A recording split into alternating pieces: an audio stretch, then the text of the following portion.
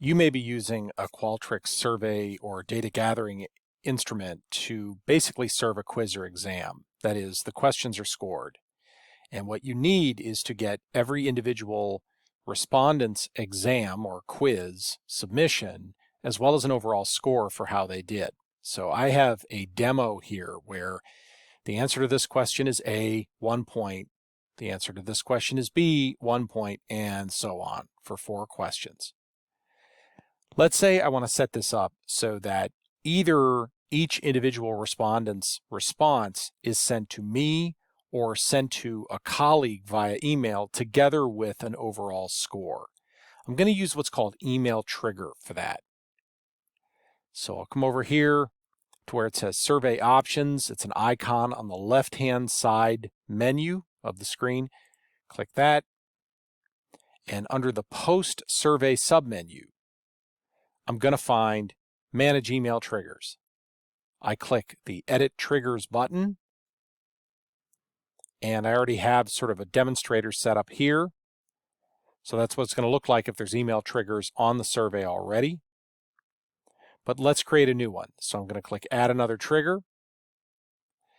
My email address automatically is populated.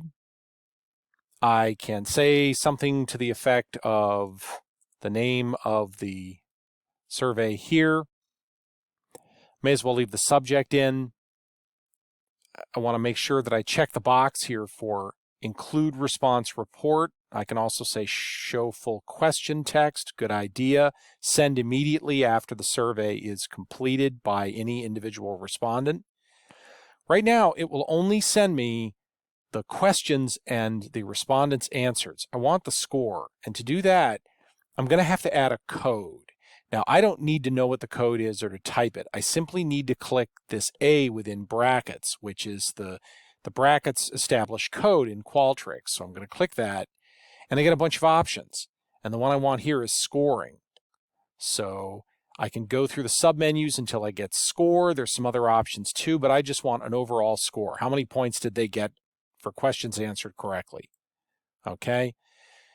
Now this will be pretty ugly because all you're going to get is a number. So what I'm going to do is before this code, I'm going to type in, let's say, overall score, space. Okay. Now I'm going to click Save Triggers. And that trigger is installed. With my email trigger installed, when a respondent completes a quiz or exam that is scored, this is the email I'm going to receive within a minute or two. And of course, here's the questions, here's their answers, but the score is up here together with the text string that I put in, and then the code, of course, is replaced by the score they actually received. And that does corroborate. They got the first question right, but the other ones were not right, so 1 point. A few other options are available with email triggers in this respect. If you are using this as a sort of a quiz where you want the quiz taker identified, then you probably want to include text entry questions that ask them for their last name and their first name. And I would ask for each last name and first name separately so that you can later sort data by last name, for example. Once you do that, it gives you the option to include that in the email trigger.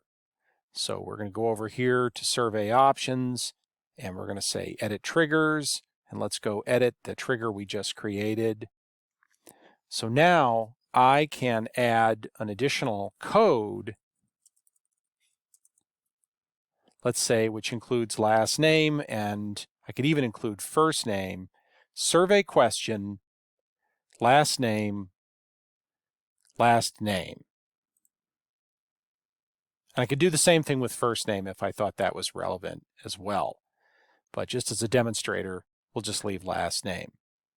Another option that can be really useful is, let's say I want the email to come to me, but I also want it to go to a colleague or a supervisor or a client of some kind.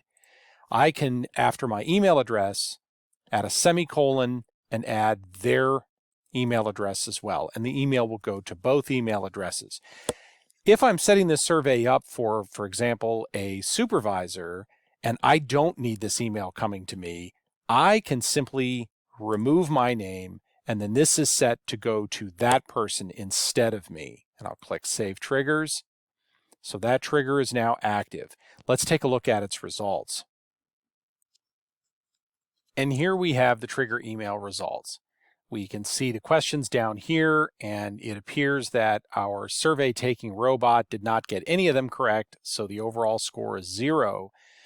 It actually included the questions last name and first name, so that's not strictly necessary for me to add this second code as I did, but Qualtrics will print the last name, which can be useful as a sort of quick reference for these emails. And anytime you use the survey test robot in Qualtrics, you're going to get lorem ipsum text, or just dummy text that's been added in just to show you how it's going to collect text. And as a bonus, let me show you how to use that survey tester in Qualtrics. So I'm going to go back to the survey itself. And under Tools, there's an option to generate test responses. Now, when I click that, Qualtrics will allow me anywhere from 1 to 500 or some big number. I obviously don't want a big number here because I don't want to get an avalanche of emails that aren't even real respondents. So let's just say 2. That's a good round number for testing a survey response, an email trigger. Okay, I'll click Generate. It takes a few seconds for Qualtrics to generate this, and it gives you a nifty little report when it does. None of this is terribly important for a small test like this. So we're going to click Close. Okay, and so that shows you how to get an individual response report with a score from a Qualtrics-based quiz or scored exam or scored survey.